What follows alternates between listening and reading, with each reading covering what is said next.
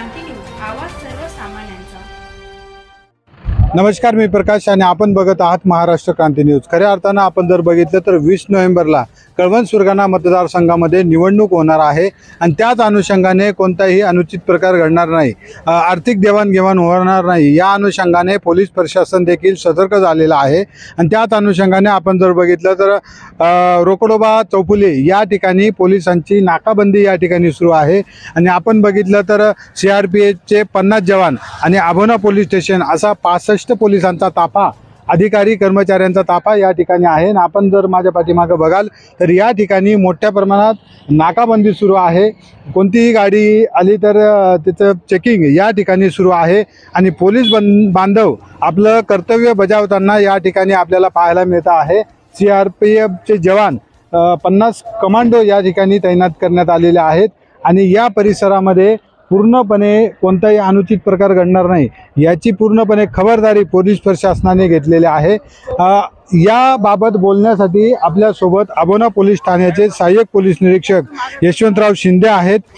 त्यांच्याशी आपण एकंदरीत संवाद साधणार आहोत आणि एकंदरीत कशा पद्धतीने नाकाबंदी करण्याचं नियोजन या ठिकाणी आहे। सर, आपलं महाराष्ट्र क्रांती न्यूजमध्ये स्वागत आहे।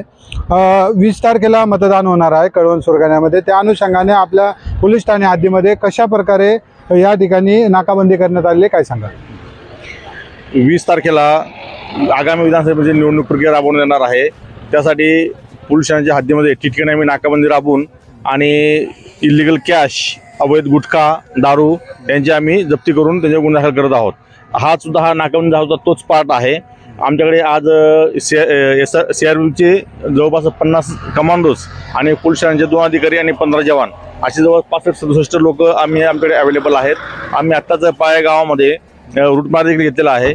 सदरची निवडणूक प्रक्रिया ही शांततेत पार पाडावी आणि कुठले कायदा सुव्यवस्था प्रश्न निर्माण होऊ नये म्हणून आम्ही ठिकठिकाणी सरप्राइजिंग नाकाबंदी आणि रूट मार्च आम्ही आयोजन करत आहोत। सर, आपण जर बघितलं आभोना पोलीस ठाणे हद्दीमध्ये जिरवाडा चेकपोस्ट असेल, हा असेल, या ठिकाणी आतापर्यंत काय कारवाई करण्यात आली आणि किती रुपयाचा मुद्देमाल जप्त करण्यात आला? आतापर्यंत आम्ही राज्याचे लागू झाल्यापासून जवळपास 15 लाखापेक्षा जास्त गुटखा आणि दारू अशी आम्ही सीझर आम्ही जिरवाडा चेकपोस्टला केलेला आहे आणि अजूनही आमची नाकाबंदी आणि सीझरची प्रोसेस सुरूच आहे। अजून आम्हाला चांगली जप्तीची अपेक्षा आहे। अजून वाहनधारकांना, नागरिकांना काय आवाहन कराल जेणेकरून निवडणुका शांततेत आणि प्रभावीपणे पार पाडाव्यात, यासाठी वाहनधारकांनी काय करणं गरजेचं आहे?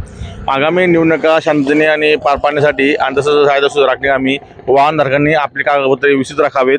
कोणतेही इलिगल कॅश, दारू, गुटखा, मटका असं कुठलेही त्यांनी वाहनामध्ये कॅरी करू नये, जेणेकरून त्यांना नाकाबंदी दरम्यान पकडून त्यांच्यावर कारवाई होईल।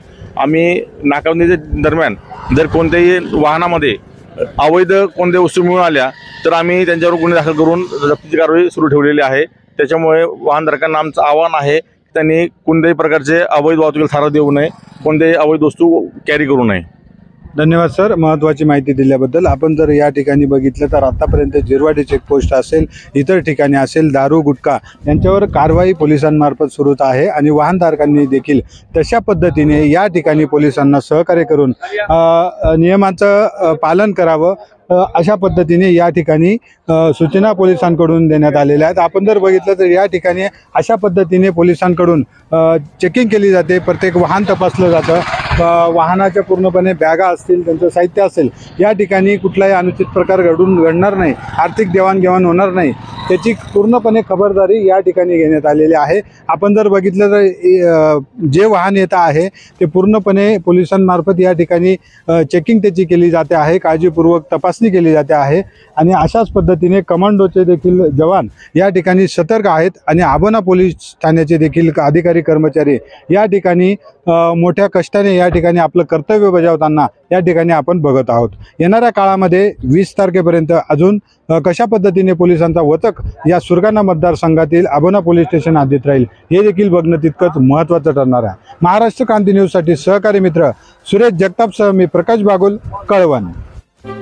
अशाच नवनवीन बातम्या पाहण्यासाठी आमच्या महाराष्ट्र क्रांती न्यूज या YouTube चॅनलला लाईक करा, सबस्क्राईब करा आणि बेल आयकॉनला प्रेस करा।